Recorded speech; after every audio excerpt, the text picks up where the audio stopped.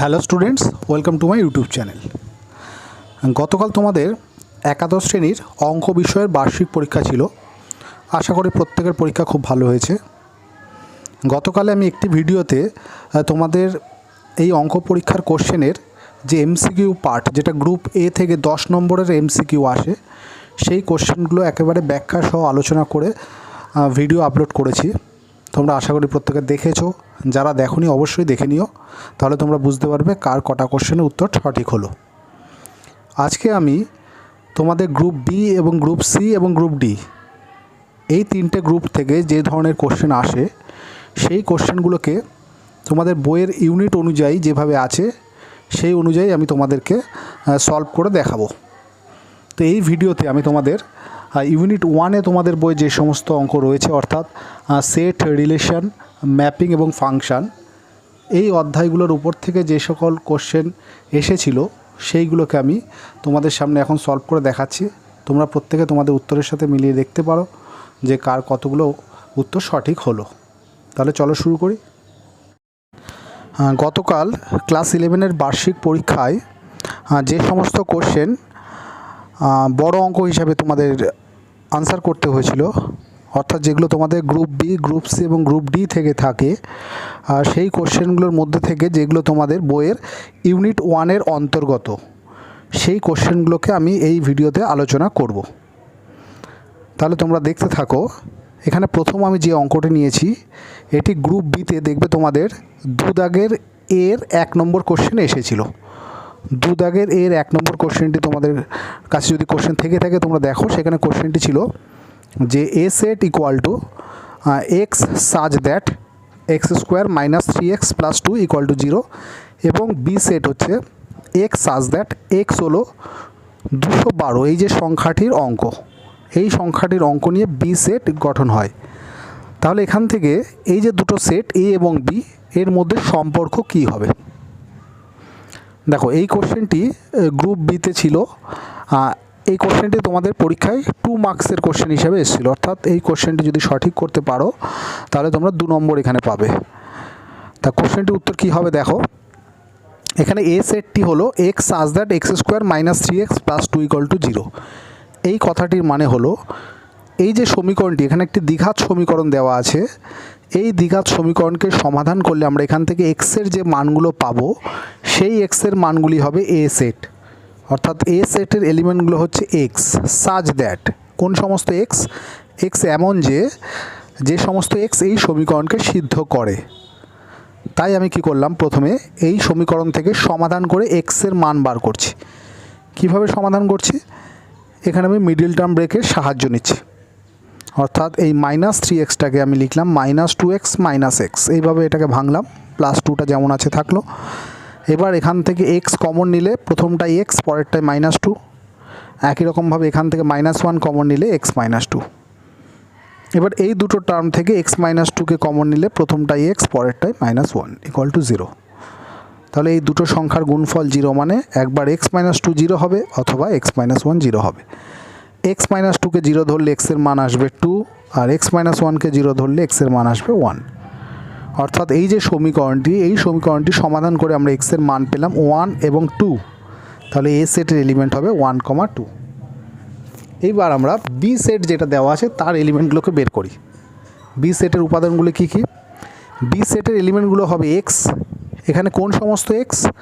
যে এক্স হলো 212 সংখ্যাটির অঙ্ক, অর্থাৎ এই সংখ্যাটি যে সকল অঙ্ক দ্বারা গঠিত হয়েছে সেই অঙ্কগুলো নিয়েই হচ্ছে বি সেট গঠন হবে। তাহলে 212 সংখ্যাটি 1 আর 2 এই দুটো অঙ্ক নিয়ে গঠন হয়।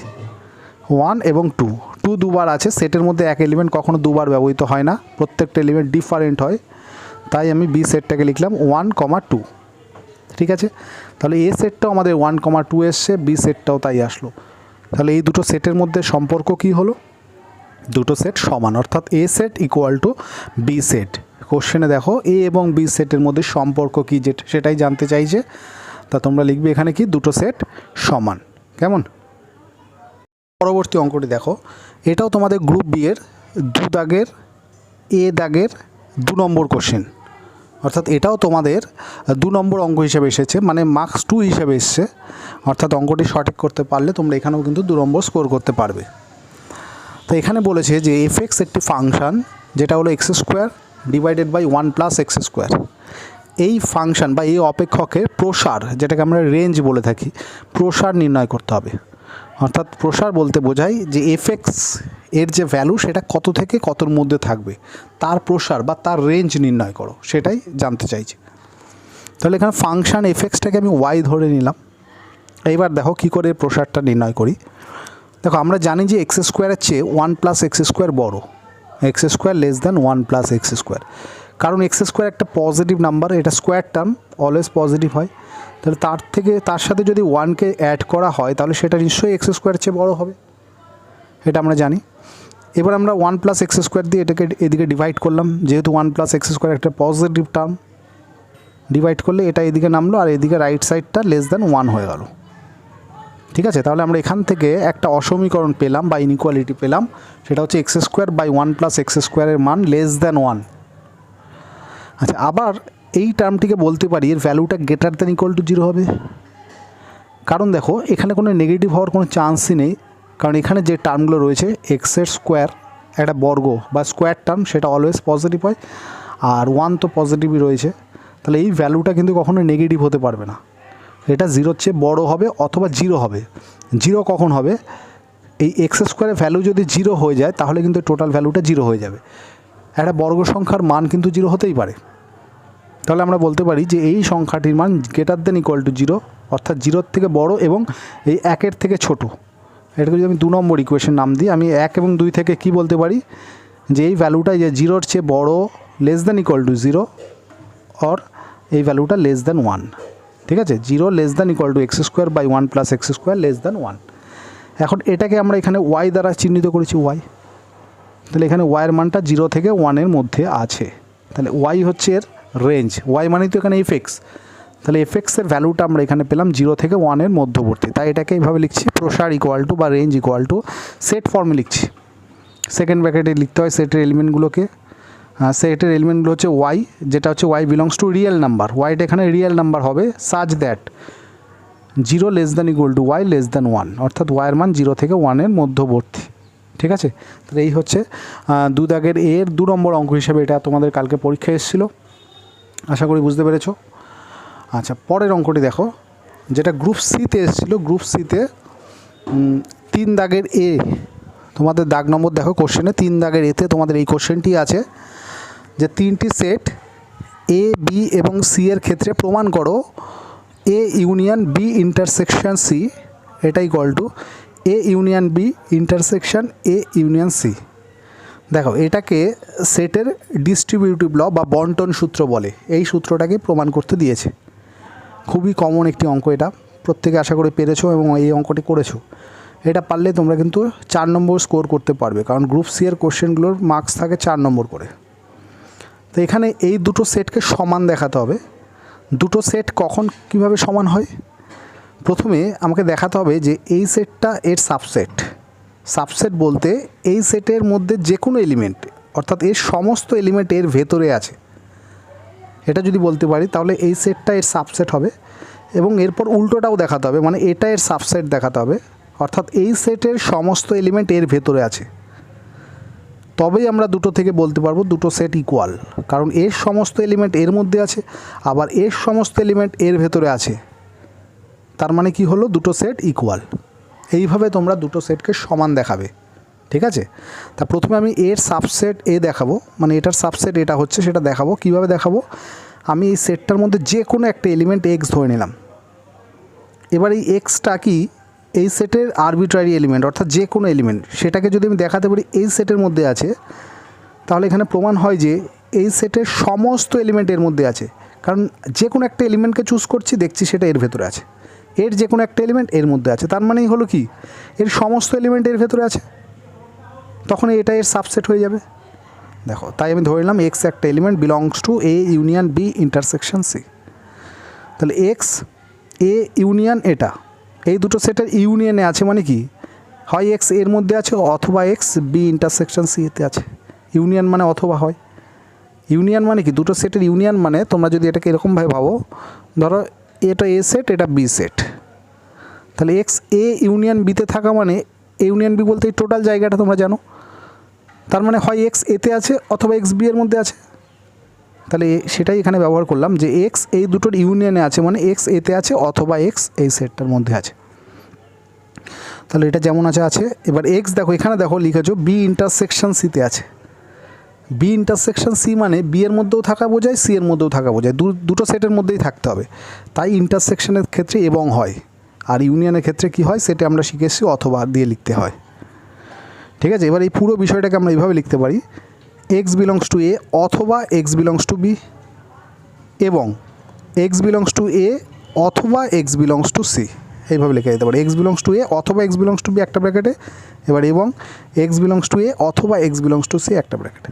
এই কথাটি আর এই কথাটির মানে কিন্তু একই, কারণ এক্স এতে থাকবে অথবা এই দুটোর মধ্যে থাকবে। তাহলে আমি লিখলাম এক্স এতে থাকবে অথবা বিতে থাকবে, এবং এক্স এতে থাকবে অথবা এক্স সিতে থাকবে। দুটো কথার মানেই দেখো, চিন্তা করে দেখো একই হবে, বা ভেন ডায়াগ্রাম পাশে এঁকে দেখবে একই দাঁড়াবে। তাহলে এখানে লিখলাম এক্স বিলংস টু, এক্স এতে আছে অথবা বিতে আছে, তাহলে এতে আছে অথবা বিতে আছে, তার মানে এ ইউনিয়ন বি এর মধ্যে আছে, যে অথবা হলে ইউনিয়ন, এবং এতে আছে অথবা সিতে আছে, তার মানে এ ইউনিয়ন সি এর ভেতরে আছে। ইউনিয়নের ক্ষেত্রে তো অথবা হয়। তাহলে এক্স এ ইউনিয়ন বিতে আছে, এবং এর জায়গায় ইন্টারসেকশন এ ইউনিয়ন সিতে আছে, মানে এক্স এই সেটটার মধ্যেও আছে এই সেটটার মধ্যেও আছে, তার মানে এক্স কী হবে এই দুটো ইন্টারসেকশনে থাকবে, কারণ ইন্টারসেকশন মানে দুটো সেটের মধ্যেই বোঝায়। তাহলে ধরে নিয়েছো এক্স এই সেটটার মধ্যে আছে, দেখালে এক্স এটার মধ্যে আছে, তাহলে কি প্রমাণ হলো এই সেটটা সাবসেট হয়ে গেল এটার সাথে। এটা আমরা 1 নম্বর সমীকরণ দিয়ে রাখলাম যে এই সেটটা সাবসেট হলো এটার সাথে, এটাকে 1 নম্বর সমীকরণ দিয়ে রাখলাম।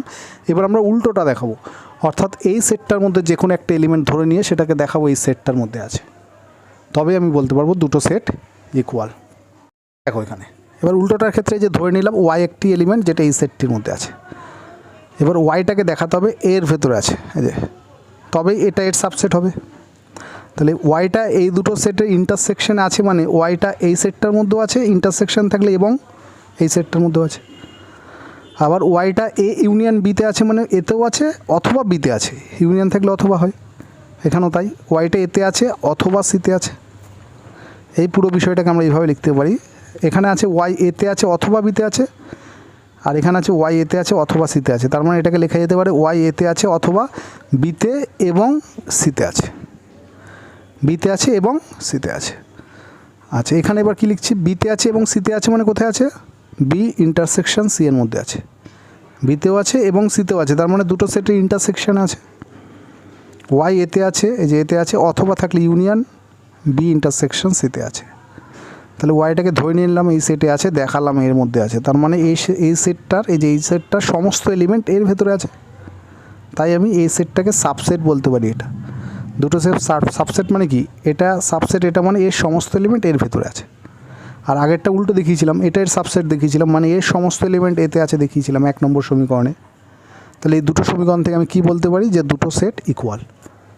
ঠিক আছে, দুটো সেট ইকুয়াল মানে একটা অপরটা সাবসেট, মানে প্রথমটা দ্বিতীয়টা সাবসেট এবং দ্বিতীয়টাও প্রথমটা সাবসেট, এটা যদি দেখাতে পারি তবেই কিন্তু দুটো সেট ইকুয়াল হয়। ঠিক আছে, এটা খুব কমন কোশ্চেন একটি, আশা করি প্রত্যেকেই অ্যান্সারটা সঠিক করেছো।